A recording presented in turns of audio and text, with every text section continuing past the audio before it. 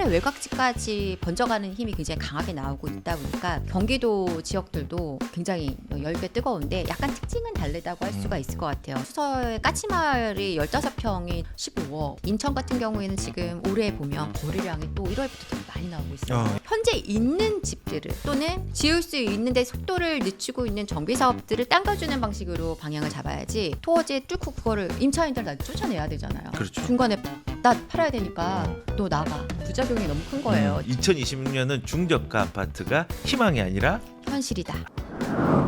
안녕하세요. 부동산 쿨TV의 이걸록입니다. 안녕하세요. 사다리 경제 유선영입니다. 반갑습니다. 반갑습니다. 네, 새해 복 많이 받으시고요. 네, 새해 복 많이 받으세요. 네, 어떻게 2026년도 20며칠이죠? 22일째. 예, 22일째 네. 잘 네. 지내셨습니까? 네, 잘 지냈습니다. 어떻게 지낸 게 잘 지내는 거죠? 네, 열심히 달려가는 거죠. 아, 네, 꾸준하게. 그러시구나. 네. 지금 보니까 시장이 2026년도가 들어서 조금 또 새롭게 양상들이 전개되는 느낌들이 이제 네. 보이는데 2025년도 하반기와 2026년도 이제 상반기 이제 1월이 시작됐죠.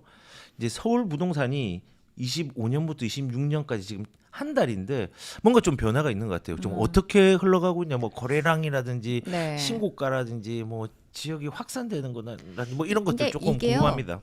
네. 사실은 그런 것 같아요. 그러니까 사람들이 인식을 못 하고 있는 사이 변화는 계속 있었거든요. 그러니까 이 토어제가 딱 이제 그 전체 서울과 이제 경기도 주요 지역들이 토어제로 묶이고 규제 지역으로 묶인 이후에 약간의 관망은 있었겠지만, 근데 이제 사실 실질적으로 적극적으로 매수에 이제 임하기 시작하는 11월, 12월 이렇게 됐을 때 사실은 이미 흐름은 있었는데 그게 이제 좀 늦게 그 토지 거래 허가를 득하고 나서 실거래까지 나오는데 시간이 걸리잖아요. 그 움직임이 한 달 정도 뒤로 밀려서 움직였다고 하면은 뭐 10월, 11월부터 거래를 이제 하려고 토지 거래 허가 뭐 접수하려고 하는 분들 이런 것들이 계약들이 실제적으로는 12월 되어서 좀 노출이 되는 거예요.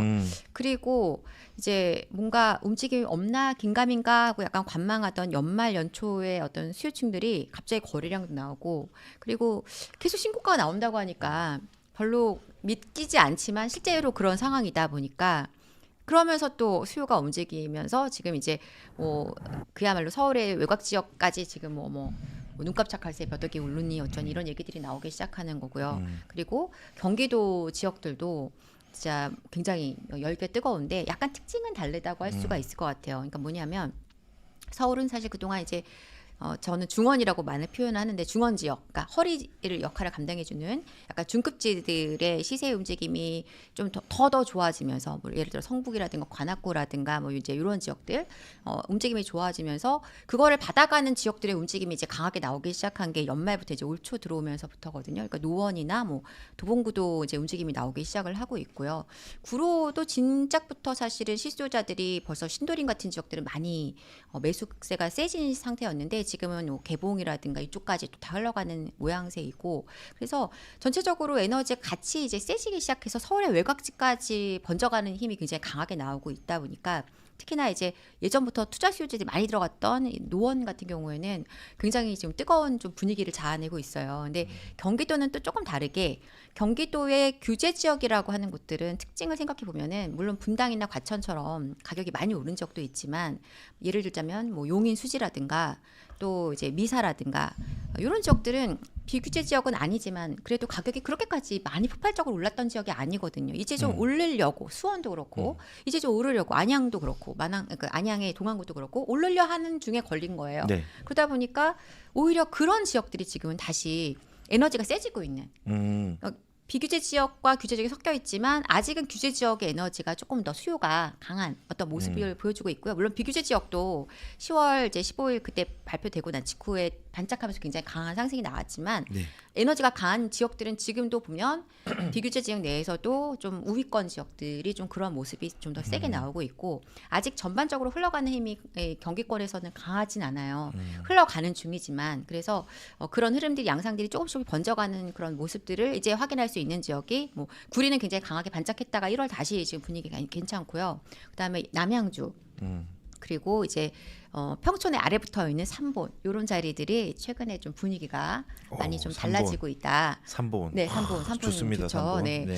그리고 이제 그런 흐름들을 받아갈 수 있는 이제 좀 넓게 보자면 의정부까지도 핵심 지역들은 조금 분위기가 달라지는 건 의정부 확실하거든요. 역 중심이나 그렇죠. 의정부역이나 밀락역 탑성역. 쪽은 탑성역 어때요? 쪽 그쪽까지는 이게 뭐 흐름이 나쁜 건 아닌데 와 이제는 막 좀 더 분위기가 가격이 막 올라가는 분위기라서 매물이 없어 막 이런 분위기는 아닌데 근데 이제 예를 들어서 수원에서도 좀 주요한 지역들 영통이라든가 이런 지역은 되게 뜨거운 분위기가 지금 나오고 있고 그래서 수원도 규제 지역이니까. 그렇죠. 영통은요? 규제 지역이죠. 영통 같은 경우는 뭐 수원에서는 굉장히 수요층이 완전 견고한 지역이다 보니까 그런 지역들은 지금 분위기가 다시 그러니까 실수요자들이 집을 살려고 했을 때 내가 서울에서는 아니더라도 경기권에서 뭐 생활권이나 이쪽이나 이런 걸 고려했을 때 선택한다고 했을 때 그래도 여기 사야지 여기보다는 이런 게 아직은 있는 거예요. 그러니까 분당이 너무 올라가니까 용인에서는 그래도 분당 가까이 붙어 있는 용인에서는 그렇죠. 수지가 최고지 이런 게 있거든요. 그래서 그러한 지역들의 에너지가 더 세지고 있고 뭐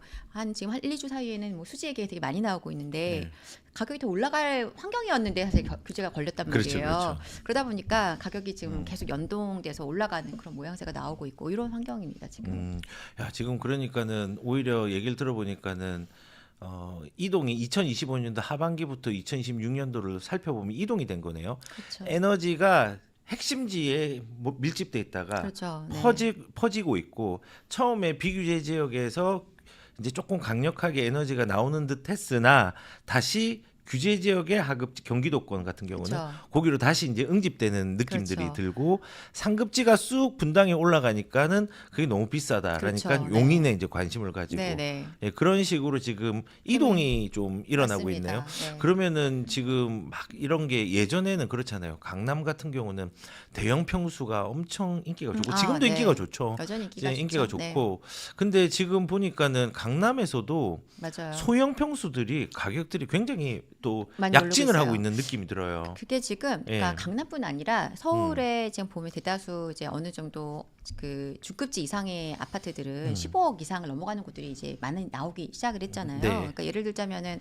우리가 그 전에는 그렇게까지 관심을 안 갖던 성북구의 지금 뭐 기름 센터피스 같은 경우에 성북구. 전고점 지금 뚫고 확 올라가 버렸는데 이제 그런 아파트들이 막 17억 뭐 이제 이런 넘어가게 되는 환경이 되면서 이제 대출에 대한 제한이 또 걸린단 말이에요. 그렇죠. 네. 그러면 이제 아무래도 또 자금에 대한 여건들도 그렇고 하다 보니까 사람들이 제일 좋은 거를 좋은 급지를 최대한 내가 할 수 있는 것에서 제일 좋은 걸 하려고 하고 싶은데 평수를 갖다 그러면 늘릴 것이냐 차라리 좋은 급지 아니면 좋은 상품성의 우수한 물건을 좀 작은 걸로 가져갈 것이냐 이 부분에서 이제 약간 후자를 택하는 그래서 평수가 좀 작더라도 조금 더 좋은 신축 내지는 대단지 더 좋은 입지 더 상급지라고 생각되는 자리를 선택하시는 경향이 좀 지금 강하다고 좀 판단이 되고요. 그래서 뭐 그거는 이제 마포 같은 경우에도 보시면 20평대 에너지가 되게 좋아요. 물론 마포 같은 경우에 20평대 수요 자체가 워낙 많지만 과거 그 지난 뭐 2025년 시세를 보더라도 20평대가 더 많이 튀어 올랐었던 그런 네. 환경들을 볼 수가 있습니다. 그래서 그런 환경들이라고 생각이 되고 그래서 평수 자체도 지금 20평대 예를 들자면 뭐 헬리오시티 같은 경우에는 이제 21평이 지금 24억인가 거래가 나왔단 그렇죠. 말이에요. 그러니까 이렇게 움직이고 있는 시장이 돼버려서 뭐 지금 이 환경이라고 생각한다면은 또 다시 생각해 보면 그러면 21평하고 20평대하고 30평대하고 격차가 너무 좁혀져. 그러면 또 30평대가 다시 가격이 움직여질 수는 있는 환경이에요. 물론 이게 대출에 대한 제한이라든가 이런 것들 때문에 쉽게 움직이지 못하는 분도 있지만 내 물건이 한 2, 3억이 뛰어 올라서 네. 거기 내가 조금만 자금을 더 보태서 움직일 수 있는 환경이 되시는 분들은 또 다음 급지 이동을 또 고려하시게 되기 때문에 위로 현상들이 계속 좀 번져갈 수는 있다라고 생각이 되고요. 네. 지금 얘기가 평수를 선택할까, 그 다음에 입지를 선택할까. 그래서 넓은 평수보다 좋은 입지에 좁은 걸 선택했다. 그런 이제 경향이 그런 더 경향이 강해지고 더 있는 거죠. 강해지고 있고 그게 네. 강남뿐만 아니라 이제 여러 또 선호되는 지역에서 맞습니다. 그런 네. 현상들이 좀 일어나고 있다라고 네, 이제 네. 얘기를 해주셨어요. 근데 이제 좀 궁금한 게 이제 그런 얘기를 사람들 많이 해요. 아 그러면은 인구가 줄었는데 이런 수요를 받쳐줄 사람들이 과연 있을까? 이 많은 집들이 있는데 뭐 공급이 없던데 지금 아파트들 지금 많잖아 막 이렇게 얘기할 수 있는 사람들도 있죠. 그래서 어떻게 생각하세요? 지금 이렇게 수요층이 천년만년 갈 수 있을까요? 아니면은 그렇죠. 못하죠. 그러기 때문에 이제 우리나라 어떤 인구 구조상 특히 지금 아무리 지금 뭐 출산율이 좀 일시적으로 잠깐 증가한다고 하더라도 잠깐 늘은 상태인데 그렇다 하더라도 어떤 인구의 감소로 갈 수밖에 없는 구조인 건 명확하거든요. 네. 근데 인구가 감소가 될수록 그러니까 사람들이 생각하는 거는 부동산이 그 수요를 집들이 저 많은 집들이 다 어떻게 될까? 그러니까 나중에 없어지는 도시도 생길 수가 있고 공실도 나올 수가 있죠. 근데 그 문제는 뭐냐면 우리나라의 구조상 우리나라는 굉장히 이 수도권의 집중도가 되게 높다는 거예요.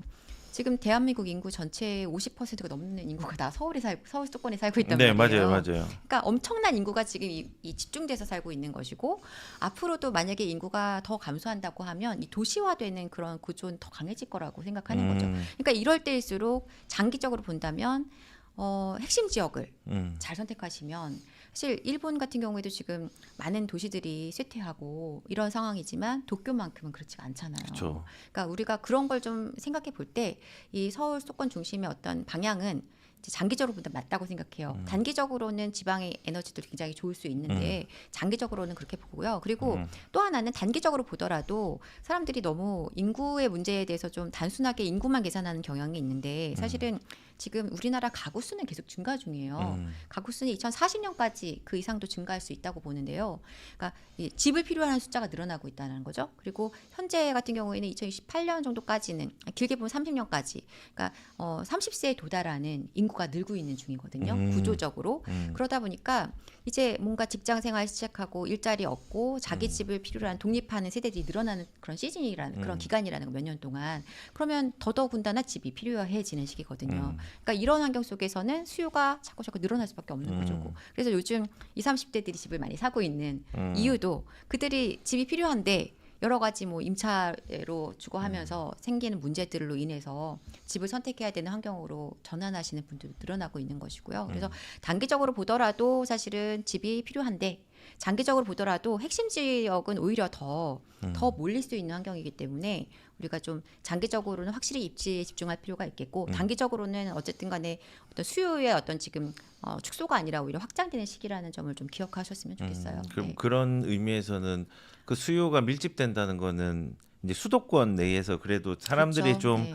서울로 진입 가능한 그런 입지들을 얘기를 하는 것 그렇죠. 같아요. 네. 근데 지금 이재명 정부에서 다 분산시킨다는데 어떡해요? 우리 큰일 난 거 아니에요? 근데 예, 큰일 네, 났어요. 뭐 우리 지금 우리 다 지방으로 다 이사 가야 돼. 어떡해요 지금 지방으로 가고 집 못 사게 아니, 하고 한 집만 사실, 가지라고 임차로 살라고 하고 하는데 어떡해요? 제가 볼 때는 지방에서도 예를 들어 부산이라든가 네. 대구라든가 뭐 울산이라든가 이제 주요한 핵심 역할을 해주는 자리들이 있잖아요. 대전도 네. 그렇고, 그러니까 핵심적인 자리를 역할을 하는 곳들은 결국은 그 지역의 인구를 굉장히 흡수하는 구조로 갈 수밖에 없어요. 그러니까 정부에서 그렇게 안 하더라도 어차피 그렇게 되게 사실은 될 텐데 그냥 이제 정부가 그렇게 먼저 선제적으로 어떤 방향을 제시를 했다고 저는 생각을 하고 오히려 그렇게 될수록 그 지역 내의 도시화는 좀 더 집중되겠죠. 그러니까 뭐 예를 들어서 경남권이라든가 이런 지역에서 부산의 가치가 더 높아지는 방식으로 간다거나 이렇게 움직일 수 있다고 그렇게 될 수밖에 없다고 생각합니다. 그러니까 부산 이제 거기에서 부산 중심으로 움직이는 거는 부산이 핵심이 되어서 거기서 이제 일부 지역들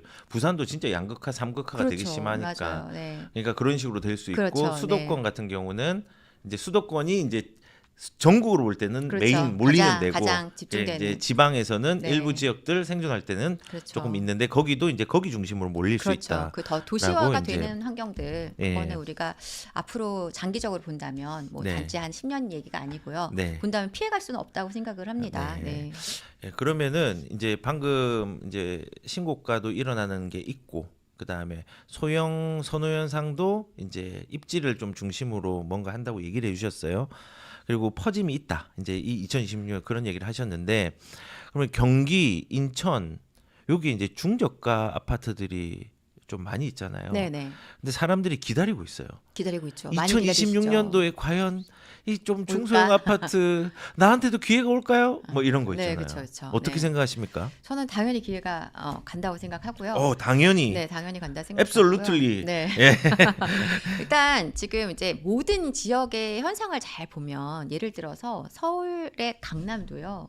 강남이 다 똑같이 움직인 건 아니거든요. 그러니까 네. 강남의 압구정이라든가 반포 지역 잠원동이 먼저 움직이고 나서 사실 그 흐름을 받아가면서 이제 뭐 개포 지역이라든가 이런 지역도 또 다 가격이 올라간 상태인데 물론 더 올라가야 돼요. 아직은 상대적으로 저렴하다고 보지만 제가 그 화요일 방송에서도 말씀드렸었지만 수서의 까치마을이 15평이 지금 15억을 지금 찍었단 말이에요. 평당 1억이네요. 그러니까요. 네. 근데 그 수서 까치마을도 정말 가격이 안 오르던 그 맞아요. 까치마을 단지도 그런데요. 특히 작은 평수 정말 안 올랐었던 네, 아파트예요. 소형 평수가 네. 많죠. 네, 예. 소형 평수가 너무 좀 상대적으로 강남인데도 수서인데도 안 오른다라는 게 있었는데 거기가 그렇게 거래가 되고 있고. 그러니까 지금 서울에서도 강남에서는 좀 그동안 가격이 못 갔던 뭐 지역 또 평형대가 움직이고 또 뭐 송파에서도 그런 식으로 또 뭐 성북구에서도 그런 식으로 다 움직이고 있거든요. 그러니까 결국은 경기도도 똑같이 갈 수밖에 없어요. 그래서 예를 들어서 아까 수지가 지금 핫하다 했는데 수지가 뜨거우면은 또 기흥구가 안 갈 수가 없고요. 그리고 기흥구하고 비교해 보면은 처인구에 좀 괜찮은 신축 대단지 아파트들 몰려 있는 곳들 그런 것들은 우리는 상품성이라든가 단지 규모라든가 뭐 보면은 야, 교통만 불편하지 나머지는 우리가 더 좋아 이런 게 또 있다 보니까 또 따라갈 수밖에 없는 구조인 것이고 그런 식으로 흘러갈 수 있다면 이제 예를 들어서 아까 3분 얘기했지만 또 시흥 그리고 안산 이런 지역들도 교통 요건이 좋은데 우리는 왜 시세가 움직이지 않는 거야? 우리가 이제 올라갈 때가 됐다. 이렇게 시세들이 연동될 수밖에 없는 찾아가는 수요가 갈 수밖에 없는 환경이거든요. 그래서 제가 볼 때 이제 모든 지역이 동시다발적으로 가격이 올라갈 수는 없지만 주요한 핵심 지역들을 중심으로 한 지금의 에너지들이 계속 번져가는 양상으로 나올 수밖에 없겠다라는 얘기고요. 그리고 특히 이제 좀 주목하고 싶은 것이 그동안 가격이 좀 많이 못 갔던 지역들 중에 대표적인 지역이 인천인데요. 인천 같은 경우에는 지금 올해 보면 거래량이 또 1월부터 되게 많이 나오고 있어요. 예, 맞아요.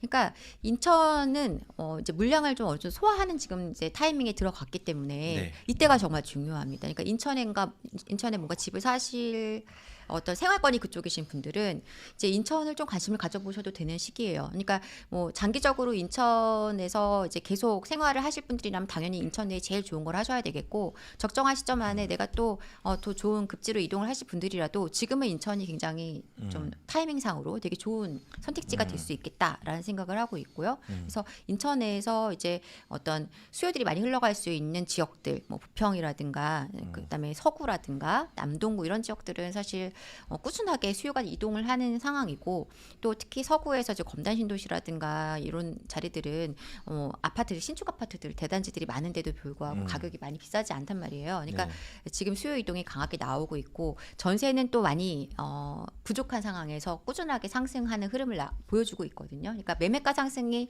아직까지는 막 확실하게 따라가지는 못하지만 전세 에너지가 이렇게 강하다는 것은 수요의 이동이 확실히 지금 나오고 네. 있다. 그렇게 보면 인천도 이제는 좀 기회의 시점이 올해는 온다라고 저는 봅니다. 네. 네, 지금 일단은 경기 같은 경우도 뭐 3번도 지금 조금 움직이고 있는데 이런 게 가만히 있지 않는다. 그렇죠. 그래서 시흥까지 간다. 시행도 가고 안산도 교통 좋으면 간다. 그럼요. 예, 네. 그런 식으로 하는 게 2026년도에 조금은 보이기 시작할 것이다. 네, 라는 이제 의견이었고 네, 맞습니다. 그리고 또 인천 인천. 싼 물건이 소진됐다. 네. 네, 그렇기 때문에 이 소화된 소화력으로 이제 수요들이 이동하고 있으니까 그렇죠. 전세도 네. 꾸준한 걸 보면은 뭐 연수구라든지 서구라든지 남동구 맞습니다. 쪽에서 네. 조금 유효한 물건들을 찾아봐라라는 얘기를 네, 해주신 것 맞습니다. 같습니다.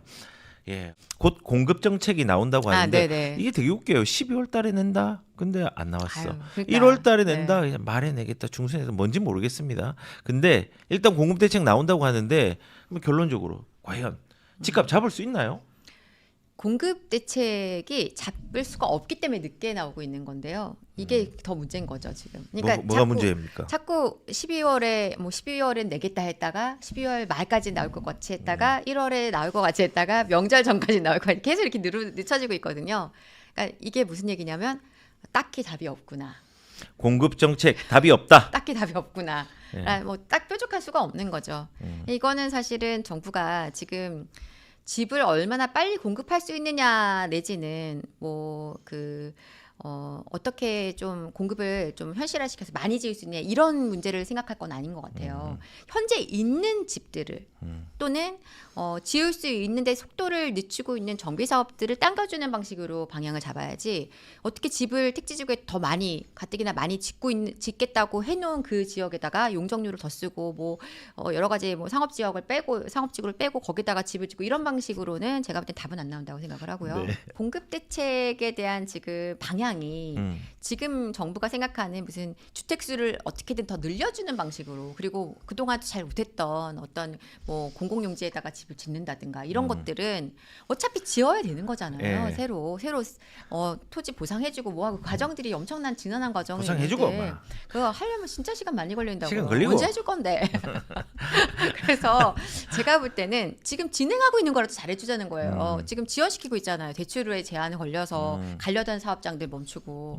왜 또 뭐 재개발 진행하고 있는 곳들은 깐깐하게 자꾸 들고 나와가지고 부가연 2구역 같은 경우도 그렇고 왜 자꾸 뭐 자꾸 뭔가 브레이크를 걸어서 빨리빨리 해줘야 될 것들이 안 되고 있거든요. 그러니까 그런 것들부터 일단 제가 볼 때 잡는 거. 거기 몇천 세대 들어오면 그거 다 공급이잖아요. 그리고 사실 지금 융통될 수 있는 물건들을 지금 다 제한을 걸어놓은 것도 굉장히 큰 문제라고요. 그러니까 아마 알게 모르게 지금 공실인 집들 꽤 될 겁니다. 왜냐하면 이거 지금 나 올해 그 양도세 비과세 받으려면 팔아야 되는데 안 되면 지금 중과 맞으면 어떻게 이런 상황들 될 수 있는 분들 많단 말이죠. 토지 허가 거래 묶여 있고 이래서 뭐 그런 것들 지금 할 수 있도록 좀 정책적인 부분을 열어놔줘야 되는데 일단 융통이라도 되게 해주고 유통이라도 되게 해주고 지으려고 하는 것들 빨리 짓게 해주고 이게 가장 급선무인 것 같아요. 제가 볼 때. 근데 그런 방식으로 안 한다면 사실은 쉽지 않다. 그래서 지금 뭐 민주당이든 지금 여당이든 야당이든 정비 사업을 속도를 당기는 방안에 대해서는 뭐 자꾸 이제 뭐 정책적으로 뭐 제안을 하겠다 뭐 얘기 많이 나오고 있는데 과연 어떤 내용들이 나올지는 모르겠지만 공급 대책은 사실은 정확하게는 뾰족한 답은 없다. 네. 뾰족하지 않다. 그렇기 때문에 시장에 미치는 영향이 아주 미미할 것이다. 미미할 것이다. 네. 네, 좋습니다. 일단은 요약을 하면 공급 뾰족하지 않다. 미미할 않다. 것이다. 네, 맞습니다. 정비 사업 잘 되게 하는데 못 되게 하고 있다. 유통되는 집 잘 되게 해야 되는데 그것도 못 되고 있다. 맞습니다. 예, 매물 더 잠길 거다. 왜냐? 세금으로 규제하면 더 잠길 거니까. 그렇죠. 맞습니다. 큰일 났다. 그럼 어떻게 해야 되냐? 그거에 대해서 고민을 해보자. 네. 라는 것이죠. 진짜로 이건 좀 심각한 문제긴 합니다. 지금 뭐 공급을 내지만 저는 이제 그런 얘기들도 있잖아요. 오히려 공급 정책 내지 마라 그러면 심리가 더 불안해지니까 그 불안한 심리를 더 자극해가지고 집값이 더 자극되지 않을까. 이거 뻔하네. 또 뭐 착공 기준이고 지금 당장 안 나오는 거 뻔하네. 그러면서 자극되지 않을까라는 그렇죠. 사람들도 많이 좀 봤거든요.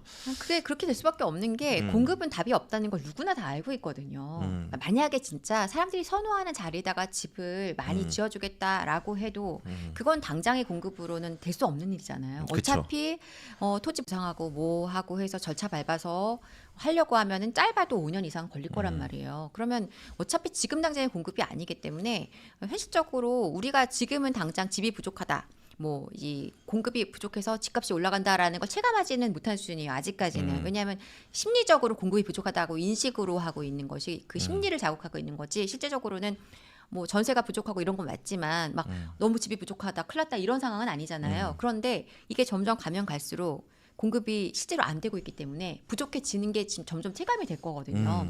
그러면서 집값이 또 올라갈 수밖에 없어요. 지금 심리가 아니라 현실의 문제로 가게 되는 거죠, 점차. 그래서 저는 그게 겁나죠, 사실은요. 그렇게 되면서 이제 서울, 수도권 외곽 지역까지 모두 다 이제 굉장히 에너지가 세지는 환경으로 갈 수밖에 없는 그런 구조가 되지 않겠나 그렇게 보고 있습니다. 지금 시장에 매물도 많이 없는데 실제로 공급 정책에 대한 불확실성이 더 커지면은 심리적 문제가 진짜 현실의 문제로 더 체감될 것이다라고 그렇죠. 이제 얘기를 해주신 것 같습니다. 그래서 결론적으로는 지금 공급 정책이 나오긴 할 건데 뾰족하지 않을 것 같고 그 뾰족하지 않은 부분들이 또 심리적인 부분에 불안을 자극해서 현실적인 부분으로 이제 적용하면 전환될 수 있죠. 네. 무섭다 이제. 그래서 2026년은 어떻게 됩니까? 뭐 저는 동일합니다. 계속 상승의 그 기조로 갈 거라고 보고 있고요. 물론 이제 올해 같은 경우에는 뭐 6월까지는 일단 뭐 정책적으로도 이제 지방선거에 대한 어떤 부분들 고려해서 아마 세제 정책 같은 거 세게 나오기는 어려울 거라고 생각은 해요. 세제 정책. 네, 왜냐하면 거기서 그걸 해버리면 이제 그러니까 지금 정부가 자꾸 그거를 세게 쓰지 않겠다는 것도 어떻게 보면 그런 부분을 고려한 게 아닌가. 대통령의 신년 기자회견 같은 경우에도 말이죠. 그래서 일단은 이제 뭐 공급으로 하겠다라고 하는데 이제 그 타이밍이 지나가고 나면 하반기는 좀 분위기가 달라질 수도 있지 않을까라고 하반기? 예, 생각하거든요. 그러면 아, 근데 제가 생각하는 거는 뭐냐면 규제가 나와서 분위기를 누른다 한들 작년에도 그 많은 엄청난 규제들을 뚫고 지금 그렇게 간 거잖아요. 뭐 생각해 보면 되게 코믹한 한 해였어요. 뭐 서울의 주요한 지역들 뭐 대치랑 뭐 잠실이랑 네. 뭐 청담이랑 이제 삼성 요 지역들을 토어제를 풀었다가 강남 상구 용산까지 다 묶어버려서 이거 충격이다 막 이게 무슨 말이 되냐 이랬는데 이제 10월이 넘어가면서 네. 서울을 다 토어제로 묶는 그러한 황당한 이제 네. 정책이 나온 상태였고 네. 근데 그게 우리가 적응을 해가기 시작했거든요. 네. 그러니까 제가 볼 때 아마 올해 여러 가지 정책들의 규제들이 튀어나온다 해도 또 적응은 되어갈 것이라고 저는 생각을 하고 본질적인 문제가 해결이 되어지 않은 상태에서는 어차피 규제가 나온다 하더라도 시장 에너지가 갑자기 급격하게 떨어질 일이 절대 없다. 그래서 아주 좀 강한 상승의 에너지, 약간 강보합세 수준으로 갈 수 있는 그 이상 갈 수 있는 환경이라고 저는 보고 있습니다. 아, 그렇군요. 근데 지금 여기 제가 댓글 보다가 네. 25억 이상 대출 금지 기사가 떴다고 하는데 뭐 확정이 된 확정이 된 내용인지는 모르겠습니다. 근데 일단은 25 근데 솔직히 네. 25억 이상 대출 지금 2억밖에 안 되잖아요. 네. 2억 대출 나온다고 해서 예. 집을 갑자기 25억, 26, 뭐 20억 이상이 되는 아파트를 2억 대출을 더 받아서 엄청나게 갈 사람이 별로 없어요. 그쵸. 지금 현재 그 20억, 25억대 넘어가는 30억 넘어가는 아파트 사시는 분들은 현금 부자들이시거나 그렇죠. 다른 방식으로 소득이 굉장히 높아서 다른 방식으로 대출 자금을 끌어오실 수 있는 분들이시거든요, 사실은. 네, 맞아요. 그러니까 저기 어차피 그래서 지금 거래가 많지 않은 환경이 되어 있는 것이고 그래서 그것이 시장에서 미치는 영향은 크다고 볼 수가 없어요. 사실 크다고 볼 지금의 수 없다. 상승 에너지는 다 여러분들이 기사나 이런 거 보시면 아시겠지만 지금 신고가는 다 중급지, 중하급지에서 나오기 시작을 했단 말이에요. 네. 그러니까 그 에너지로 계속 밑으로 흘러가는 구조이기 때문에 네. 어차피 시장에 서울의 가격이 올라간다 했을 때 그 가격을 올리는 지역들이 지금 서울의 핵심 지역이 아니라 약간 중급지, 이제 하급지로 넘어가는 그런 단계거든요. 그래서 그 대출의 규제가 강하게 작동하기에는 좀 어렵지 않을까 저는 그렇게 보고 있습니다. 하급지로 지금 내려가고 있는 에너지가 이제로 바뀌고 있다. 그리고 아까 네네. 전에 뭐 세금으로 집값 못 잡겠다 뭐 이런 얘기를 방금 아까도 하셨는데 그러면 지금 올해 세금 정책이 어떤 방향으로 흘러갈까요? 왜냐하면 지금 이제 또 5월 8일 되면은 중과 유예 금지가 되는 것도 있고 세금 이제 건드리겠다 안 건드리겠다 지금 건드리지는 않을게 마지막 보류로 얘기는 했어. 근데 여지는 남겨두겠어. 뭐 이런 식으로 얘기를 했잖아요 어제. 네네. 그래서 세금 중과시 시장에 미친 영향이 또 어떻게 이게 또 저는 네 될까요? 중과 유예를 할 수도 있다고 생각하는 입장이에요. 저는요. 아 이제 선거 때문에 그런 건가요? 왜냐하면 이게 지금 토어제로 묶여 있는 상태에서 만약에 중과 유예를 이제 종료하잖아요. 그러면은 이제 5월 9일이 지나면은 못 파는 물건들은 중과세율을 맞는 거잖아요. 네. 지금 서울의 웬만한 그리고 수도권의 웬만한 집들은 상당히 많이 올랐단 말이에요. 2년 전에 샀던 분들만 해도 다 많이 올랐어요. 그러면 세금 따져보면 팔 수가 없는 구조거든요, 사실. 물론 파시는 분도 있을지 모르겠지만 오래 전에부터 보유했던 물건 같은 경우에. 근데 제가 볼 때는 그 세금을 내고 파느니 버티겠다는 분이 훨씬 많을 것 같아요. 그러면 매물은 더 잠기는 거거든요. 네. 그러니까 더 긍정적으로 가는 요소는 굉장히 적고 부정적으로 흘러갈 가능성이 더 많다고 보는 거고요. 만약에 유예를 해주고 토어제를 유지를 한다. 근데 토어제를 풀 수가 있냐는 거예요. 토제는 1년 동안 이번 올해는 풀지 않겠다라고 얘기하지 않았나요? 그러니까 얘기했지만 뭐 말을 바꿀 수는 있겠는데 사람들이 기대하시거든요. 지금 뭐 이제 노원이나 뭐 이제 그 노도강 흔히 말하는 지역이라든가. 근데 제가 생각할 때는 풀기 어렵다고 봐요. 왜냐하면 에너지가 이렇게 세지고 있는데 그때 그 당시에 풀어라 검토하겠다 뭐 고소하겠다 했을 당시에는 그렇죠. 에너지가 좀 없었어요. 그렇죠. 좀 없는 줄 알았죠, 사람들이. 네. 근데 이제 조금씩 흘러가다 이제 막 거기서 뭐 1억이 눈 못 깜짝할 새 온란이 어쩐 이러고 있는데 그거 풀어주겠다고 하면 풀 가능성이 점점 없어지고 있는 중인 거잖아요. 그러니까 올해 토어제 안 푼다라고 가정했을 때 그러면 토어제도 안 푸는데 중과 유예까지 이제 끝내버린다. 그러면 이제 중과 그 세율 적용 받으면서 네. 토어제 뚫고 그거를 임차인들 다 쫓아내야 되잖아요. 그렇죠. 중간에 나 팔아야 되니까 너 나가. 너 우리 나가는 걸 약정해줘. 이렇게 해가지고 임차인 내보내고 해야 되는데 그게 사실 시장에서 굉장히 엄청난 부담이고 서민들이 주거 환경들을 강하게 훼손하는 문제가 발생할 수 있다 보니까 정부가 현명해서라기보다는 너무 부작용이 너무 큰 거예요. 제가 볼 때. 그래서 그걸 유예를 하지 않고 이걸 어떻게 할 수 있을까? 만약에 안 풀어준다, 유예를 그냥 끝낸다. 이러면 제가 볼 때 매물을 진짜 다 잠기고 전세값은 진짜 지금도 많이 오르고 있지만 폭등 수준으로 연결될 수밖에 없는 환경일 것 같고요. 그래서 약간 저는 가능성 열어놓고 보고 있습니다. 유예를 할 수도 있지 않을까. 네. 두 개를 같이 얘기해 주는데 토호제는 조금 그 풀기는 어렵다. 에너지가 좀 있어서. 그런데 그 대신 이 세금 유예는 그렇죠. 조금 더 지연시켜서 할 수 있는 가능성도 보고 있다. 너무 네. 부작용이 큰 게 있기 때문에. 그렇죠, 그렇죠. 예, 그걸 또 네. 정부도 인지는 하고 있겠죠. 아니 왜 그러냐면 정부가 예. 다른 거는 몰라도 서민들의 주거 환경들, 네. 그 임차를 하고 있는 그 자가가 아닌 분들의 환경들까지 크게 훼손하게 되는 거는 좀 문제가 심각해요. 근데 저는 좀 이해가 안 되는 게 일단 자주 얘기했는데 토제를 시작했잖아요. 그럼 효과가 있으려면은 뭐 한 6개월 지나도 좀 약해. 이게 효과가 모르겠어. 1년 지나고 5년 지나고 지금 한 세월이 지났잖아요. 그렇죠. 이미 다 근데- 검증이 됐는데. 검증이 됐죠. 네, 더 이제 됐죠. 토제가 집값을 못 잡는 걸 검증이 됐고 네. 토제가 해제가 된 당시에 확 올랐던 거는 그 누적 수요들 에너지가 그렇죠. 팍 튀어올라서 튀어오른 그런 거죠. 거잖아요. 그 못 견디고 더 강하게 하니까 지금 또 그것도 이제 밑바탕이 돼가지고 더 크게 올랐다는 생각이 들거든요. 그렇죠, 그렇죠. 검증이 안 된 걸 왜 유지하려고 할까요? 그러니까 제가 볼 때 나 이해가 안 착각한 게 돼요. 이거예요. 음. 이제 너무 주요한 지역만 묶었어서 그 주변으로 번지게 했구나. 음. 주요한 지역이 아니라 다 묶어야지라고 생각했는데 뭐 대한민국 다 묶지 않는 한 번져갈 곳은 항상 있는 거잖아요. 네.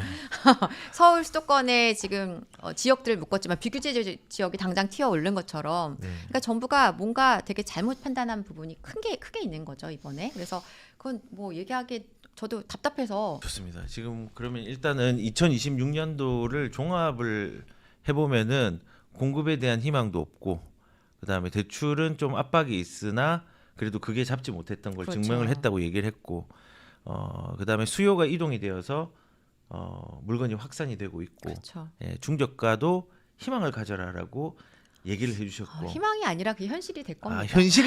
현실을 직시해라 희망을 현실, 가져라가 네, 아닙니다. 현실로 되어 가고 있는 중이니까. 쇼츠를 진짜. 한번 각을 내야 네? 되겠는데 아, 네. 예, 2026년은 중저가 아파트가 희망이 아니라 현실이다. 좋습니다. 자, 그리고 마지막으로 제가 좀 궁금한 게 항상 묻는 말이 뭐냐면은 이 지금 무주택자들은 뭐 뻔하죠. 당연히 집 사야 되는 것 같고 1주택자와 다주택자들은 상황별로 다르겠지만은 어떤 방향성을 가지고 2026년도를 좀 잘 맞이해야 될까? 요거에 대해서 좀 말씀해 주십시오. 사실 이제 1주택자분들은 되게 고민이 많으실 것 같아요. 왜냐하면 내가 갈아타고 싶은 욕구가 강하신 분들이 많이 있으실 거고 또 내 네. 집을 들고 있어 보니까 시세가 많이 올라가서 지금은 한번 이동을 해야 되는데 라고 생각하시는 분들이 꽤 되실 텐데 이제 제가 볼 때는 내 갖고 있는 보유 물건의 형편과 상황을 좀 잘 따져보실 필요가 있지 않나 생각이 드는데요. 그러니까 예를 들어서 내가 보유한 물건의 시세가 꽤 많이 지금 올라간 상태. 이 정도면 가격이 되게 많이 올랐다라고 생각되는 상황이고 그렇다면 저는 그러니까 예를 들어서 내가 갈아탈 수 있는 물건이 뭐 대출의 제한이 걸리고 해서 더 좋은 물건이 없다라면 사실 갈 수 없지만 아직까지 내가 좀 더 내가 더 좋은 급지라고 판단되는 자리에 물건 살 수 있는 환경이 돼 있다면 뭐 많은 분들이 그러거든요. 내 걸 팔아도 저기는 너무 가격이 비싸진 것 같아서 못 사겠어요라는 말씀 많이 하시거든요. 근데 사실 그렇게 좋은 급지로 조금 더 좋은 급지로 이동을 해놓고 나면 또 거기서부터 다시 눈은 그 위로 또 향하게 되어 있어서 네. 저는 가능하다면 갈아타기를 한번 고민해 보시는 전략을 그래도 말씀을 드리고 싶고요. 1주택자들은 그렇죠.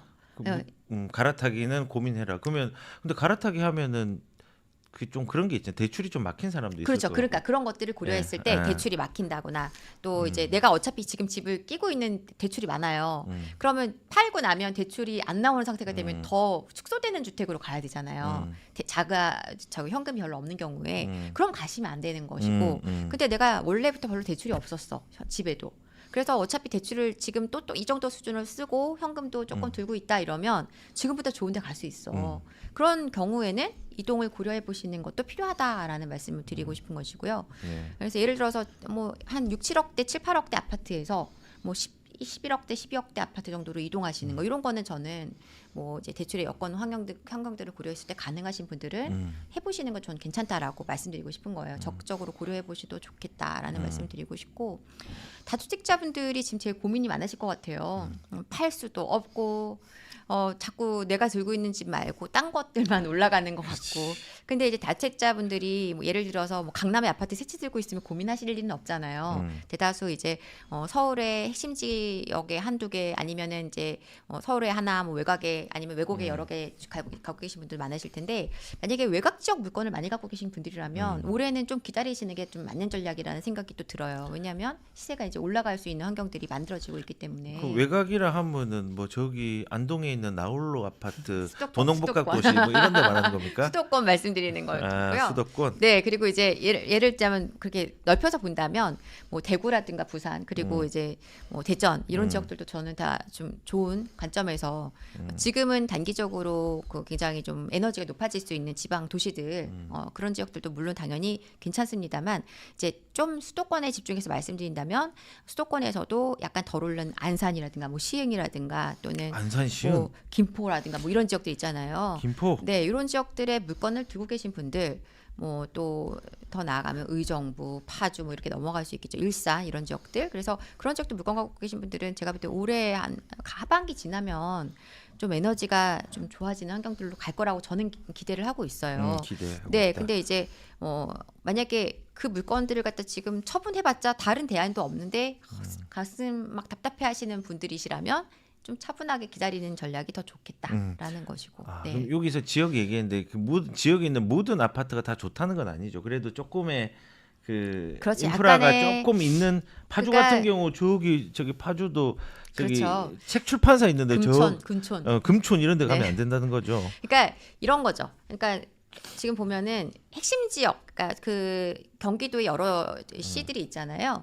그 여러 시들 중에서도 시에서 대장주, 대장주 옆에 같이 따라가는 아파트라든가 아니면 대장주 주변에 흘러가는 아파트라든가 뭐 예를 들어서 안양에 뭐 만안구에 메가트리아가 있으면 옆에 뭐 삼성레미안이 있고 이렇게 이렇듯이 그렇게 좀 지역의 단지가 좀 대장이 되는 자리들이 먼저 움직일 것이기 때문에 그렇게 흘러갈 수 있는 자리들은 이렇게 흐름이 올 거다. 그럼 내가 저 끝트라무에 있는 물건이다. 이러면 시간이 너무 많이 걸리겠죠. 그럼 기회비용을 생각했을 때 지금 움직여서 조금이라도 아직 덜 오른 좀 더 좋은 물건을 사는 것이 맞다라고 판단될 땐 그렇게 가시는 것인데 이제 곧 좀 있으면 우리 물건도 가격이 올라갈 것 같아. 조금씩 문의도 생기기 시작했어. 거래도 한두 개 찍히기 시작했어. 이러면 그런 경우에는 조금 기다리는 게 맞는 것 같고요. 특히 전세 좀 가격을 잘 체크해 보실 필요가 있을 것 같아요. 전세 가격, 거래량 이런 것들이 매가에도 영향을 주거든요. 그러니까 전세 가격이 막 올라가서 막 가격 갭이 붙어서 이런 게 아니라 전세 수요가 그만큼 들어오고 있는데 매가가 많이 못 따라가고 있다면 조만간 매가가 움직임이 나올 가능성이 매우 높거든요. 그래서 그런 것들을 잘 고려하셔가지고 뭐 다주택자인 경우에는 조금 기다리시면 오히려 내 물건의 회복이 빨리 돼서 여러 채가 얘도 같이 올라주면 똘똘한 한 채에 집중하지 않아도 충분한 좋은 성과를 만들어낼 수도 있단 말이에요. 그러니까 좀 이제 참을성을 이때까지 했으니 그렇죠. 조금만 더 참아보자. 이제 기회가 네, 왔으니 맞습니다. 이제 그런 네. 걸 말씀하시는 것 같아요. 네, 네. 저 오늘 뭐 좀 얘기를 좀 들어보니까 그냥 그런 생각을 좀 들었어요. 제 개인적인 생각인데 저나 유선 대표님이 이제 그런 게 있잖아요. 항상 야 집값 큰일 났습니다. 집 다 파십시오. 이렇게 얘기한 적이 한 번도 없어요. 없죠. 네. 근데 이제 사람들은 그렇게 생각할 거예요. 쟤들은 맨날 다 오른데 죽어도 그냥 오른데 그냥 더블로 묶고 그냥 무조건 오른데 뭐 그렇게 이제 오해를 할 수 있는데 저도 생각을 해요. 왜 우리가 이런 계속 오른다라는 얘기만 할까 그 생각을 좀 해봤거든요. 네. 근데 저는 이제 오를 수밖에 없다라고 판단을 해서 네. 투자 경험을 해보니까 또 그런 것도 있고 근데 우리 유선영 대표님은 왜 계속 오른다고 하세요? 저도 마찬가지입니다. 그러니까 뭐 사실 부동산이 오르고 내리고가 저희하고 직접 올라야만 되는 이유가 있는 건 아니고 물론 오르면 더 이제 뭐 유튜브 관심이 많이 가지시겠지만 근데 구조적으로 오를 수밖에 없는 구조인 거예요, 사실. 그래서 계속 그렇게 말씀을 드려왔던 거고 가장 기본적으로 공급이라는 것과 그 유동성이라든가 이런 것들이 지금 맞물려 있는 시장이기 때문에 올라갈 수밖에 없는 구조고요.